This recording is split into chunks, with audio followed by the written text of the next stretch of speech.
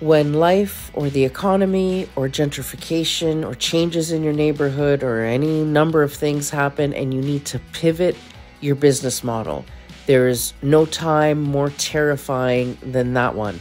And that's what we're going to talk about today on Black Ram TV's podcast, Gaining Ground. My name is Daniela Bizant, and I am here to walk you through that challenge, which is one of the things that I manage most in my consulting. So as much as my expertise is in communications, I've been in business so long, and that's one of the benefits of being this old, is being in business so long that I've seen so much stuff that I am often able to, apply that wisdom gleaned over many, many, many years to the situations that my clients face. And this is one that many of my clients face, or all will face at some point in their business life. And today what I'm going to do is use this moment to tell you different stories of different clients and businesses that I've seen struggle through pivots. I'm even going to disclose a pivot that I had to go through in my career and how you shaped that.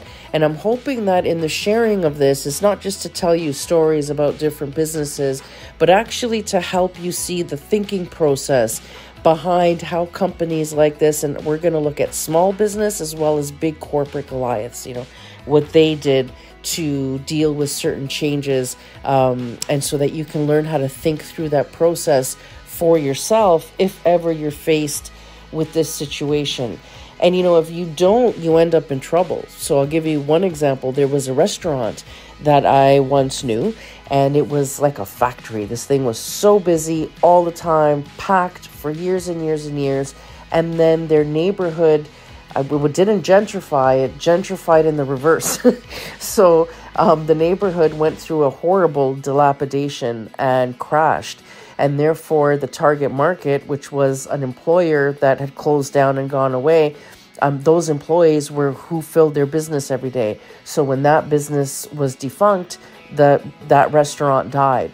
Now, it died because they kept pushing the same menu, they kept pushing the same theme, and they insisted on remaining the same. And their, methodology at the time was, well, we need to be true to who we are. And it's like, well, your neighborhood doesn't need that. Your neighborhood doesn't need fine dine when, what you need is a place that sells pizza by the slice. You know what I mean? So if people have a budget crisis in your neighborhood, or the neighborhood has become very dilapidated, even if your restaurant is still amazing, people in nice cars that are dressed up and they want to go out for a special night out don't want to drive to a neighborhood that's depressing to be in. Doesn't matter how good your food is. So because they were unwilling to shift with that environment change, their restaurant died. However, there's lots of places that are able to make that shift. And I'm going to tell you about another one that had nothing to do with the neighborhood changing, but had to do with aging. So if you ever visit the historical town of Annapolis Royal, Nova Scotia, and if you haven't, you should put this on your bucket list because it is the birthplace of Canada. So this is a really important historical place, and it feels like it when you're here. They are so integral to their history. They've really kept the spirit of that alive. So it's in some ways like going back in time when you come here. And there's this restaurant that was here that used to be a fish and chip place, which was famous because they were gluten-free, and that's kind of hard to find in that world. And famous fish and chip place, but it was a sole owner-operated business. And like everybody, you start to get older, and lugging 50 pounds of potatoes isn't so easy, right? And it was just very laborious, standing over a hot fryer every day, very laborious, hard on the body, and it was just not fun anymore. It gets to the point where it's just painful to be and to do. So the owner said, okay, I've got to shift. She came to talk to me and said, I need to shift directions. And I need something that my body can manage because I love working with the public and I don't want to give this up and I'm not ready to retire. So in the conversations, she was inspired by her travels. She's someone who travels a lot, and her favorite thing on the planet to eat are poke bowls. And it's very easy to do a poke bowl gluten-free menu. She does her own sauces because, again, it's her favorite thing to eat. And also, the benefit of this is being in the Annapolis Valley. So whenever she was sourcing her stuff before for the fish and chip place, she'd have to go 2 hours all the way to Halifax to pick up her stuff. Well, Annapolis Royal is in the Annapolis Valley, which is pretty much the garden of Nova Scotia. So poke is mostly all vegetables except for the bit of protein that she has. And even that, the protein that she uses is all available locally. So she's been able to not only change it to a menu that's easier for her body to manage and maintain. Her prep time has been cut by half.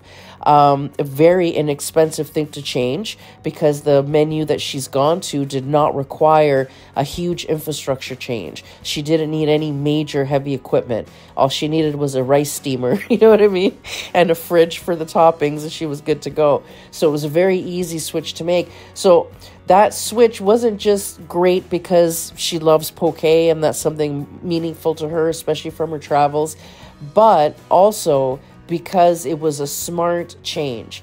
She could have gone into a switch that required a lot of equipment, for example. So then it would have been a really big, expensive transformation. But instead, she thought of something that was quick to implement. In a weekend, she had that restaurant transformed on the inside and completely changed her business model that not only cut her prep time in half and was easy on her body, but now she's able to source all of her ingredients locally, right from the Annapolis Valley, doesn't even have to get in a car to pick up her stuff. She can arrange delivery, whatever. A lot easier than she was doing from Halifax. So that shift was brilliant in a million ways.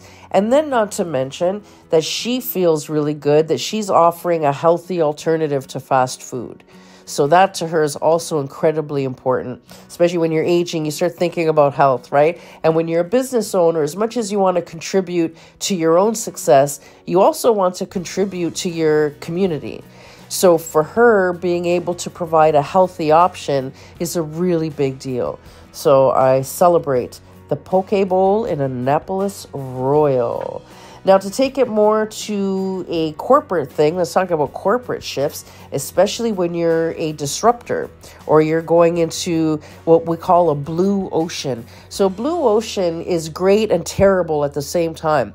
So blue ocean is when you are creating the industry because it doesn't exist. So maybe it's a new technology, maybe you've invented something, maybe you thought of something that doesn't exist yet. So blue ocean. So on one hand, it's fantastic because you have no competition. On the other hand, it's difficult because you have to educate the market that you exist. And that's a really hard thing to do. So for example, lipstick. There's lots of lipsticks out there. So if you come up with a magic lipstick, not that hard to get people's attention. But for the first person that ever invented lipstick, right, it was a slow grind to get people to want to use it.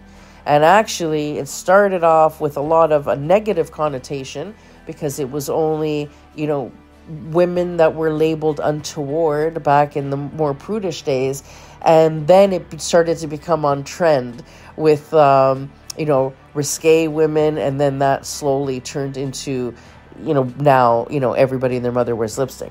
So that it's very, very difficult in the beginning. And the other thing too is even when you get it going, then there's this little sweet spot where, you're selling out like crazy and everything's great and you have no competition. So you're laughing all the way to the bank. But then all of a sudden you're going to have, tens of thousands of competitors, it'll feel like that anyway, that suddenly pop out of the woodwork like mushrooms. And oftentimes it'll because they steal your idea. And that's a painful moment because there's nothing you can do about it except come up with a brand new product or pivot, right? So it's really important in business to learn when you're in a tough spot that's going to require some kind of change. So to show you that story, we're going to talk about Nova Graphene. If you haven't checked them out, you should because they're doing some pretty cool stuff. So novagraphene.com. So their CEO, Paul Bezant, is a visionary. And graphene, only was really discovered, I think, in 2014, 15, somewhere around there. And it's a nanomaterial. So this guy figured out how to make it, as did many other people at that point. But he was one of the few that were looking at this as a commercialization thing. So in the beginning, this was something that lab rats used to love to play with, right? So it was every scientist, engineer's dream was to play with graphene. So this guy figures out how to make it, or connects with some people that have the technology, and he thinks, okay, I'm going to start selling graphene. Fantastic, because everybody was saying graphene's the future. One day, not now, but, in 2025, 2022, somewhere around there, these engineers were predicting that graphene was going to be all over the manufacturing sector. So this guy finds the technology, makes graphene, and he's going to start to sell it, and realizes, well, wait a minute, it's not 2024. Not everybody wants to play with it. They don't even know it exists yet. So how am I going to sell a thing that nobody needs in industrial quantities yet, because they don't even know it exists to be able to want to use it? And even if they did want to use it, how do they use it? It's not just a magic black powder you sprinkle on something. You got to figure out a formulation to then include it in your manufacturing process to improve your outcomes. So that puts me in a tough spot, because I don't have a customer base. So he realized, I can't just be a seller of graphene. I need to create the graphene market. And so what this guy did was started partnering with companies that could optimize, or even the military did a lot of research with the military to say, look, like, I can make this bulletproof vest half as light. I can make it flexible. I can do all this stuff with graphene, but I need the money to be able to do the test to show you that it works. And then, have the money to then develop a product that can be commercialized. So this guy pivoted. He went from creating the commodity to working on R&D to develop the industry, which he did very, very successfully. So I think they've done 5 or something military contracts. This year they won Most Innovative Business of the Year for Halifax Business Awards. So it's working. His business model, if he had stayed where he was, it would have floundered. But instead, he energized the building of the industry that has now created the demand for the commodity he knows how to make. So genius move there. And another one, and I've seen this evolution in this industry, another genius person who's a visionary. So there was a guy that was making a lot of money in Ontario collecting used clothing from used clothing collection bins. Where you donate bins, your used clothing to those, bins they have at every shopping mall, whatever. So that's what this guy had. And it used to be that he would sell it to grading facilities that exported the stuff overseas. And he didn't like that. He didn't like that Canadian donations were going overseas. He didn't like that he was only getting a pittance from these graders who then were making all the profit on the back end. And all of that, for a million reasons, it bothered him. So he created, he did 2 things that were amazing in that time. So the first thing he did was he opened a store, or a series of stores in Toronto, where he did his own grading on site, and whatever was good enough to sell locally, he would sell locally. And that upended the market, because graders who used to have a complete monopoly on that used clothing, now suddenly there was a business model presented to the world that showed that you can make money locally on the stuff that you collect. You don't have to export it. So that already created a problem. Competitors came in and they started lobbying for city councils across the province to put regulations on these bins to make them unaffordable for small mom and shop players, so that only the big fancy charities that have tons of government funding could be able to afford to live up to those regulations. So they were creating a monopoly through regulations, cutting out all these little guys that were just trying to survive. What does this guy do? This guy buys a bunch of trucks and cuts a hole on the side of each truck, and he basically makes mobile collection bins, and will drive around and park somewhere for a week, and people see that it's there. They go home, they, rush clean their closet, and he's filling up these trucks. And because these trucks are always on the move, you can't you can't put a regulation on them, not that kind of a regulation. So he was able to skirt the regulations and give a middle finger to the big Goliaths. He outsmarted them. So he's still collecting clothes and still doing very, very well with these bins that nobody can catch that are just roaming around, Ontario. And he's doing very well with that. And they're having a hard time stopping him. And then he shifted again, because then he wanted to cut the graders out completely. And he said, okay, so some of the stuff isn't fancy enough to put even in a thrift store, right? But there still has to be a market for that. So he created another type of store, different store, that sells stuff by the pound. So, it's lower quality stuff, but maybe you need it because you're a crafter or whatever the case may be. And people go there, and I'm telling you, people line up at this store every morning, because he also mixes in some good stuff in there. So sometimes you get a really good find. So you will find, especially resellers love this store. So they will line up around the corner at his store to buy even the crap that this guy collects. So now he doesn't have to export almost anything. Very little of his stuff actually now ends up getting exported, which put him in a place of power. And he's getting all the margin now because he's cutting out the middlemen, right? And he's going direct to the public. So that was another genius move. And now he's made a secondary genius move where he's rented, I don't know, was it 10, 11,000 square feet, enough to put 60 stalls. And he was worried about big thrift stores coming onto his block. So instead, what he's done is to keep them from coming, he's rented up all the space. So now there's no space for them to rent. And instead, he's opening up 60 flea market stall booths. So then people that have stuff that they would normally bring to big thrift store competitor charity stores, they can sell direct to the public, right? And make that $5 instead of giving it to a big thrift store chain that acts like a charity but isn't always very charitable, right? So he's upending the market there.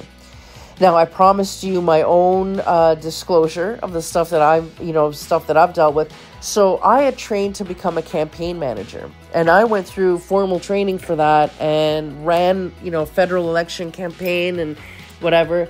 And at the time that I was going through that shift in my life, I was single. And so I was giving my whole life to my career. And I loved the thought, campaign management is you do a lot of traveling. So what they would do is they'll plop you or parachute you into a struggling campaign for 3 months and you take it to the finish line. And when you don't have a family, you don't have a partner, you can take away for 3 months and it doesn't matter. So that's what I was working towards. And then all of a sudden got into a long-term relationship. My health changed quite a bit. Again, I got older, just like the Poke Bowl owner did. And, I didn't want to leave the house for 3 months at a time. I liked my new life and, the pattern I got into. And I didn't enjoy it. And there's a lot of parts of campaign management. I mean, there's some of it is quite glamorous, right? So that's the part that intrigued me into that role in the first place. But once you're in it, there's a lot of stuff I really didn't enjoy. Now, what I did love to do was communications. The comms part of a campaign, that's my superpower. The rest of it. And then I realized that people were bringing me on to manage their campaigns, not because they wanted me managing, is because they wanted to pick my brain for comms. And they wanted me managing their comms. So I thought, then why don't I just do that? That's what I love to do. I can do that from my house. Why don't I do that then? So that's exactly what I did. I pivoted my offerings. So now there's this thing you get caught up where you feel like you need to offer everybody everything that you can do. Because especially as an entrepreneur, you're just trying to make money. So anything that you have, any skill set, you're going to try and sell. But just because you can do it doesn't mean you should do it, especially if you don't like doing it. So I stopped offering stuff I don't like doing. And every time I notice that when I get a certain job and it annoys me that I stop offering that service going forward. And now I've slowly chunked down and niched down to only offer things I love doing. I love comms. That's what I do.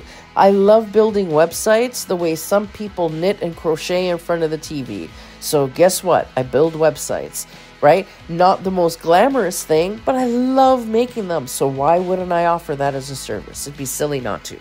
So that's what I do. And that's turned into quite a bit of bread and butter for me. So turned out to be a smart move. So whenever you see things shifting, maybe it's the environment, maybe it's your neighborhood, maybe it's your body, maybe it's your interest level or your passions. When you see things shift, don't be afraid to pivot. As I get older, my faith life starts to matter more to me, more and more. And so I've started working in that direction. I create media. I do it for politics. I do it for corporate. So why don't I do it for faith-based endeavors if that's what I love to do? So I did. I created a whole faith media channel. And that's become a bit of a passion project for me. But because I love it so much, I've also, at 50 years old, enrolled at St. Paul's University in Ottawa through the Catholic Women's Foundation for accepting me in the program to do a leadership program for Catholic women so that I can start to pivot my offerings to people that are in my faith group, because that matters to me. So, as you get older, your interests will change, and that doesn't mean that your career can't evolve with it, so that you're always doing what you love in areas that you're passionate about, because when you're doing that, you don't feel like you're working. It doesn't matter if I'm on my grind 7 days a week. I love what I'm doing, so I wouldn't want to not do it. You know what I mean? There's nothing else I would rather do than what I'm doing in the moment. Like giving these talks, for example, or educating people. I've learned so much over all of these years, and I've managed, a little bit of success. So now is my opportunity to share what worked and what didn't, most importantly, so people can find their own success and learn or get inspired by that stuff that I've experienced. And then even the negative stuff I've experienced gets alchemized in that way into something that's positive, so it's no longer in vain. I didn't suffer for nothing. I suffered because I learned something, and then I was even able to share that with other people that maybe spared them a little bit of pain. Not so bad, right? Because at the end of the day, I survived. I'm still doing very well. So maybe it's okay that I went through what I went through. That's a good place mentally to be in, especially in business, because you could get scarred in business. A lot happens. A lot happens that you can control, but a lot that you can't. So if you're able to, what Bruce Lee used to say, flow like water, right? If you're able to do that and shift with your neighborhood, shift with the times, shift with your emotions or your changing life, shift based on your interests and your passions, shift based on economic necessity, when you're able to be fluid like that, you will always do well. And don't be stubborn with the sticking to the vision if nobody shares your vision. I'm part owner of a retail store in Annapolis Royal, this place, same place I just mentioned. And we still do a beautiful boutique. When we went into that store, we had a vision in mind. We were going to create a gift basket delivery service, basically, and it was going to be glorified gift baskets. We had we had a bunch of them designed, wrapped. We had a whole wall of these baskets, same day delivery if it was local. We were ready to go. And when we got the location, we had to purchase the inventory that was still there from the store that was there before. And she had just ordered in. She was going to try and pivot herself. So she had brought in some garments and accessories for women, which we had zero interest in. So we thought, well, we bought it because we had to in order to get the location. Let's just sell it and then we'll do what we want to do. So we created the business we wanted and just had her stuff there to get rid of. And people were more excited about her stuff than they were ours. So we could have sat there and said, well, now we're out of clothes and we're out of accessories, and that's what people really want. But we want to sell baskets, damn it, and we refuse to pivot. We would have gone broke. In 3 months, we would have been out of there. Instead, we're like, well, let's get more, so we found, the places that she had ordered from in the past, we reordered just to get us by. Then my one business partner, Pierce, became very interested in the fashion element of it. And who knew that he had this massive natural talent for fashion and dressing women? It was remarkable. And he found a lot of joy in it and a new identity in that. So he's become the town stylist, this guy. So anyway, so now we've had to pivot. So now if you come into our store, it's a clothing store. Yeah, we have some decor stuff and gifts and no more gift basket stuff, but you can buy a nice gift. We have a lot of body care stuff, a lot of self-care stuff, but I would say more than half the store is clothing and accessories, because that's what our neighborhood wants. That's what our customer base was begging for. So as long as you give your customers what they're begging for, you will do okay. So the day they stop buying clothes and come in and start asking for, I don't know, lamps, I will become a lamp store. So maybe in the next 10, 20 years, that store becomes 8 different things. It's going to be the same owners. And it'll be the same owner still successful because they were willing to shift with the demands of their town. So that's the big message today. So don't, yes, sometimes you got to push through hard times. And sometimes when you do, you'll get past that, right? And maybe you'll find success. But if you find that it's just not working, you change your prices, it's not working. You're changing, the way you present it, it's not working. No matter what you do, they don't want your product. Or your body doesn't want to do it anymore, or you hate it. Then now's the time to think about, okay, then what's the next step? What's the change? What is the thing I need? And so if it's your body, you're going to say, okay, what this new change, what does it have to offer me? Shorter hours, lifting less heavy stuff. What is it? Using my body less? My business partner, Maria Gagliardi Aragon, there's someone else you could look up for inspiration. She's a fantastic photographer. You're not going to be better than her behind the camera. She's getting old too. And she has a lot of repetitive motion stuff from holding heavy cameras all the time. So her hands sometimes are just in agony. So now what do? We shift her to producing. She has enough experience. So years ago, she got into film. So now she's producing films. And now she's doing a lot of stuff like image consulting. So people will bring her in to consult on image or director of photography. What should be the aesthetic on our film or on our TV show? What should we be looking at? And now she's even starting to direct. Forget producing. Now she's directing too. So she's evolving, using her brain more than her hands, right? With photography, it's your soul, your eye, and your hands. That's the combination in that order. And now she's shifting that because she's not 20 anymore and going on these long photography runs and carrying all this equipment or whatever, having to be there really early. And when you're approaching 50, that's not cool anymore. Nobody wants to do that. So now, she's using her brain more. She's profiting from all her years of experience, where now all she has to do is tell someone what she thinks, and that makes her a good living. And now when she's taking on the photography jobs, it's because she loves it. And she only has to take the ones that she wants to do so she could spare her body for those moments, actually. And to be able to really enjoy them and not, be in pain all the time. And by utilizing her years of experience, she's been able to pivot that way. So that's your inspiration. Don't be afraid to pivot. Just don't rush to that answer. Because that's another problem. You'll get in the moment where you realize you can't do this anymore, or it's not working, or something has to change. And then you'll think in the next half hour, I have to have the answer, or, my life is over. And no, you know what? Take a few weeks. Take a few weeks and think about it and play with it in your head and imagine what it's going to be like, the logistics of that, feel it out, feel out the market, do some research, and let it sit in your heart for a couple of weeks. And you'll see when it starts to bring joy and peace, and that certain idea isn't leaving you, you keep going back to it, okay, that's the one. And that's the direction you move into.